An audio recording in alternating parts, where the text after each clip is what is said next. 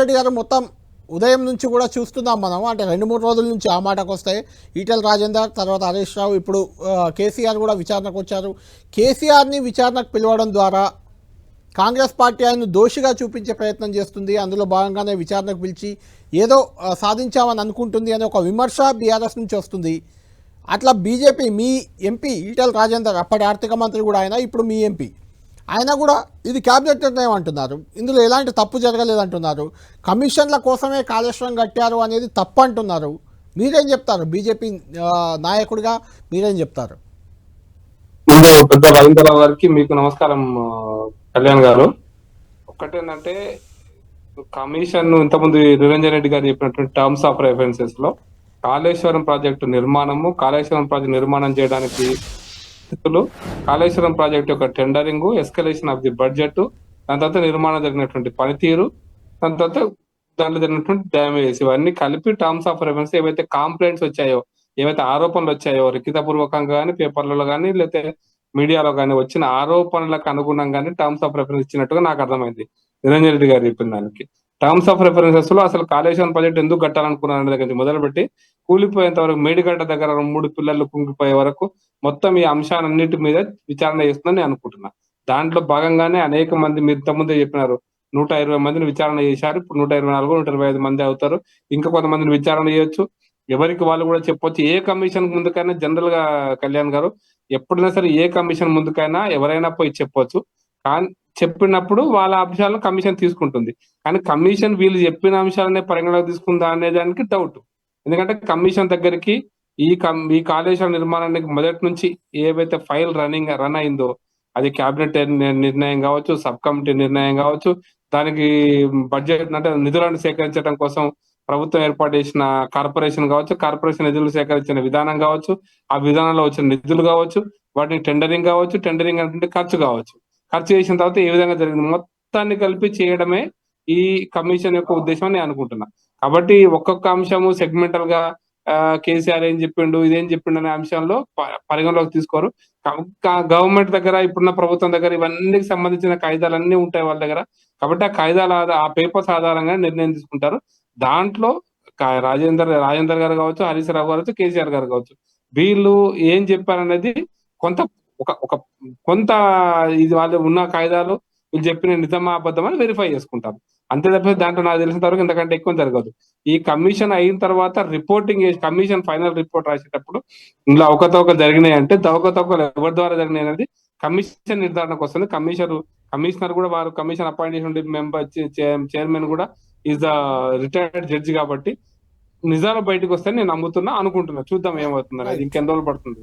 But ఒకటి మాత్రం ఖచ్చితంగా ఏంటంటే, కాంగ్రెస్ పార్టీ అధికారులకు రాక ముందు కూడా రాహుల్ గాంధీ కూడా బీఆర్ఎస్ పార్టీ తెలంగాణ రాష్ట్రంలో తిన్న డబ్బు మొత్తాన్ని కక్కిస్తామని ఉపయోగించాడు. నాకు గుర్తున్నంత వరకు ఆగస్టులో 2023లో. మరి కక్కించడం కోసం మీరు 18 నెలలు మీ కమిషన్ రిపోర్ట్ రావడానికి పడితే, ఈ కమిషన్ రిపోర్ట్ రాలే. 18 నెలలు వీళ్ళ యొక్క టర్మ్ ఎక్స్పైర్ చేశారు. రిపోర్ట్ ఎప్పుడొస్తో తెలియదు.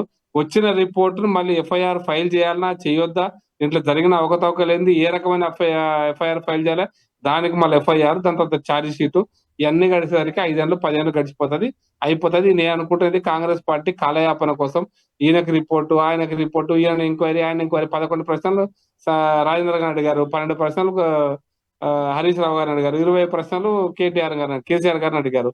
దీని వల్ల ఏం ప్రయోజనం అంటే, ఈ ప్రశ్నలు కాలయాపనం కోసమే తప్పిస్తే పెద్ద నేనైతే ఉపయోగం ఉంటాయని అనుకోవట్లేదు. ఎంక్వైరీ చేయాలనుకుంటే దాంట్లో జరిగిన అవినీతి మీద ఎంక్వైరీ, దాంట్లో జరిగినటువంటి నాణ్యత మీద ఎంక్వైరీ, నాణ్యత జరిగినటువంటి అవకతవకల మీద ఎంక్వైరీ, ఇది జరగాల్సింది. ఎందుకు కట్టారనే దాని మీద కూడా ఎంక్వైరీ జరగాలి కూడా. కానీ ఇంత ఆలస్యం కావడం అనేటువంటిది వాళ్ళ యొక్క మరి ఎవరి రాజకీయ ప్రయోజనాలు అనేది కాలం ముందుకు చెప్తుందని నేను అనుకుంటున్నాను అండి. బట్ రాజేందర్ గారిని పిలిచినటువంటి సందర్భంలో నేను అనుకుంటున్నా, ఆయన మాజీ ఆర్థిక శాఖ మంత్రిగా నిధులను మంజూరు చేశారా, చేసే దాంట్లో నిధులు ఏ రకమైన నిధులు ఎట్లా మంజూరు చేశారు, మంజూరు చేసినప్పుడు మీ పాత్ర అంటే ఫైనాన్స్ మినిస్ట్రీ పాత్ర ఏందనేటువంటిది వాళ్ళు నిర్ధారణ చేసుకోవడం కోసం పిలిచింటారు. అయితే రాజేందర్ గారు చాలా స్పష్టంగా చెప్పారు, ఫైనాన్స్ మినిస్టర్ యొక్క పాత్ర లేదు, అది పూర్తిగా కార్పొరేషన్ నిధులే, కార్పొరేషన్ దాన్ని డిస్బర్స్మెంట్ చేసింది. అది దాంట్లో ఉన్నంత వరకు సబ్ కమిటీ చేశారు. సబ్ కమిటీలో తుమ్మల నాగేశ్వరరావు గారు కూడా sub committee member, Harish Rao గారు రాజేంద్రతో పాటు నాగేశ్వరరావు కూడా మెంబరు. కాబట్టి మరి ఆయన ఏం చెప్తారో చూడాలి. దాని తర్వాత ఎనీ సబ్ కమిటీ, ఇప్పుడు సబ్ కమిటీ అనేది ప్రభుత్వానికి వ్యాలిడ్ రిపోర్ట్ కాంటిది. అంటే అందరూ కూర్చొని చర్చించే బదులు ఓ సబ్ కమిటీ ఆఫీసర్స్ తో కూర్చొని పూర్తిగా చర్చించాలి. కాబట్టి ఆ సబ్ కమిటీ చర్చించిన దాన్ని కేబినెట్ కు పంపిస్తారు. కేబినెట్ ఆమోదం తెలిపిన తర్వాతనే ప్రాజెక్ట్ అప్రూవల్ వస్తుంది, ఫార్మర్ అప్రూవల్ వస్తుంది. ఇదే మాట రాజేంద్ర గారు చెప్పారు. ఆయన జరిగిన అవకతవకలకు, నాణ్యతకి, నిధుల దారి మళ్లింపుకు, లేదా కాంట్రాక్టర్ యొక్క నాణ్యతకి, కాంట్రాక్టర్ కట్టిన పద్ధతికి, ఇవన్నిటికీ కేబినెట్ సంబంధం ఉందని అనుకుంటున్నా. అంటే సంబంధం ఉండదు, కేబినెట్ సంబంధం ఉండదు. ఎవరైతే వ్యవస్థలో ఉంటారో వాళ్ళు చేయాల్సిన పని వాళ్ళు ఖచ్చితంగా మీరు అన్నట్టు ప్రకాష్ రెడ్డి గారు, యాదవ్ గారు, రైట్. ఫైనల్ గా ప్రకాష్ రెడ్డి గారితో మాట్లాడదాం. ప్రకాష్ రెడ్డి గారు, ఫైనల్ గా కంక్లూడ్ చేద్దాం. ఈ వ్యవహారం మొత్తం నిజంగానే కాంగ్రెస్ పార్టీ కక్ష సాధింపుకు దోహదపడుతుందా, లేదంటే నిజంగా బీఆర్ఎస్ అవినీతి వెలుగులోకి వచ్చి బీఆర్ఎస్ పార్టీ నేతలు, లేదంటే అప్పటి ప్రభుత్వంలో పెద్దలు, అధికారులు, ఈరోజు కూడా శ్రీధర్ అట్ ఆయన ఎగ్జిక్యూటివ్ ఇంజనీర్, ఆయనపై ఏసీబీ రైట్స్ అవుతున్నాయి. ఇంతకుముందు హరిరామ్, ఆయన దగ్గర 200 కోట్ల ఆస్తులు దొరికినట్లు, కాళేశ్వరం, ఆయన కూడా కాళేశ్వరం ఇరిగేషన్ ఇంజనీరే, అలా ఆరోపణలు వచ్చాయి. కాబట్టి నిజంగా ఇందులో అవినీతి బయటకు వస్తుందా? ఎందుకు నేను అడుగుతున్నా అంటే ప్రకాష్ రెడ్డి గారు, గతంలో కూడా మీకు బాగా గుర్తుండే ఉంటుంది, వైఎస్ రాజశేఖర రెడ్డి చేసిన దాన్ని అది జలయజ్ఞం కాదు ధనయజ్ఞం అన్నారు. దాని మీద ఏం విచారణ లేదు, ఎక్కడ ఏం లేదు, ఎక్కడ ఎవరికి శిక్షలు లేవు. అప్పుడు ఇరిగేషన్ మంత్రి కట్ చేస్తే ఇప్పుడు బీఆర్ఎస్ పార్టీలో ఉన్నారు పొన్నాల లక్ష్మయ్య. అంటే ఇట్లా రాజకీయం అంతా కుమ్మక్కైపోయి ఎక్కడికక్కడ సర్దుమణుగుతుందా? మీకేమనిపిస్తుంది ఈ వ్యవహారం?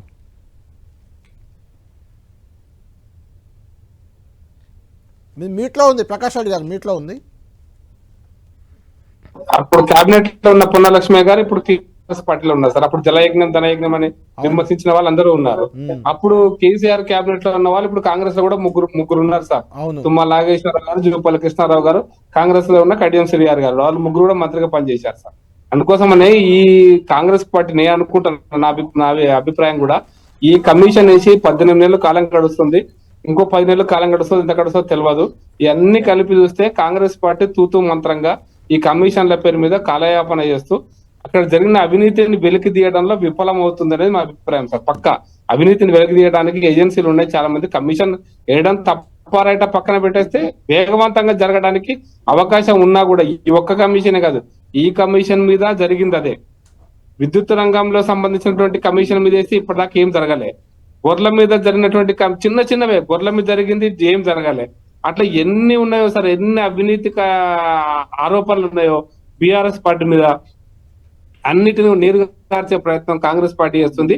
ఇది వాళ్ళిద్దరు కలిసి ఆడుతున్నటువంటి కుమ్ముక్కై. మీడియాలో మేముంటే మీరు ఉండాలి. ఇప్పుడు కేసీఆర్ పొద్దుటి నుంచి మీడియాలో కనిపిస్తారు, ఓ 4 రోజులు ఇదే చర్చ పెడతారు. మొన్న హరీష్ రావు గారు 3 రోజులు చర్చ పెట్టారు. ఇదే కనిపించడం కోసం, వీళ్ళనే ఉంచడం కోసం కాంగ్రెస్ బీఆర్ఎస్ రెండు కుమ్మక్కై దీన్ని నిర్వీర్యం చేస్తాయి, ఏం లేదు కాలయాపన అని మీరు అంతా బలంగా నమ్ముతున్నప్పుడు, బలంగా చెప్తున్నప్పుడు, కేంద్రంలో అధికారంలో మీరే ఉన్నారు, మీ దగ్గర చాలా ఏజెన్సీలు ఉన్నాయి, మీరు రంగంలోకి దిగచ్చు కదా, ఇద్దరిని దోషులుగా నిలబెట్టచ్చు కదా. ఒకటే పాయింట్ సార్, ఇటువంటి సందర్భంగా రాజ్యాంగం ప్రకారం కేంద్ర ప్రభుత్వ రంగంలో దిగాలంటే రాష్ట్ర ముఖ్యమంత్రి గారు దర్యాప్తు కోసం సిబిఐ కావాలి సార్. మన దగ్గర 12 ఆర్గనైజేషన్ లేదు, ముందు సిబిఐ వస్తుంది. సిబిఐ ఇన్వెస్టిగేషన్ లో నిధులు మళ్లింపు జరిగినప్పుడు ఈడీ వస్తుంది, అప్పటిదాకా ఈడీ రాదు. కాబట్టి ముందు సిబిఐకి రాష్ట్ర ముఖ్యమంత్రి గారిని మీరు ఎంక్వైరీ కోసం అడగమని మేము డిమాండ్ చేస్తున్నాం. గతంలో మా కిషన్ రెడ్డి కూడా మనం డిమాండ్ చేశారు. గతంలో ఎన్నికల కంటే ముందుగా మా డిమాండ్ అయితే కాంగ్రెస్ వాళ్ళు ఏంటంటే బీఆర్ఎస్ ను బతికించడం కోసం మీరు చేస్తున్నారని మళ్ళీ ఆరోపణ చేస్తున్నారు. అది కూడా రాజకీయ ఆరోపణ కాంగ్రెస్ పార్టీ చేస్తుంది. కాబట్టి మీకు చిత్తశుద్ధి లేదు, సిబిఐకి ఇవ్వండి, నిజానిజాలు బయటకు వస్తాయి, తొందరగా బయటకు వస్తాయి, దోషులు ఎవరో బయటకు వస్తారు. తెలంగాణ ప్రజల సొమ్మును ఎవరు తిన్నారో వాళ్ళను కక్కిస్తామని చెప్పి రాహుల్ గాంధీ గారు చెప్పారు కదా, వారి మాట మరి కక్కిస్తామని చెప్పేటువంటి అంశం నిజం కావాలంటే CBI is the only organization. అది రావాలంటే ఖచ్చితంగా ముఖ్యమంత్రి గారు ఉత్తరం రాయాల్సిందే, అంతకంటే ముందు పర్మిషన్ ఇవ్వాల్సిందే. అంతకంటే ముందు సిబిఐ రావడానికి అవకాశం లేదు ఈ రాష్ట్రంలో. కాబట్టి నిర్ణయించాల్సింది ఇప్పుడున్న ప్రభుత్వం ఏ నిర్ణయం చేస్తుందో దాన్ని బట్టి ప్రజలు కూడా తర్వాత రోజుల్లో నిర్ణయం తీసుకుంటారు. Right, thank you Prakash Reddy గారు.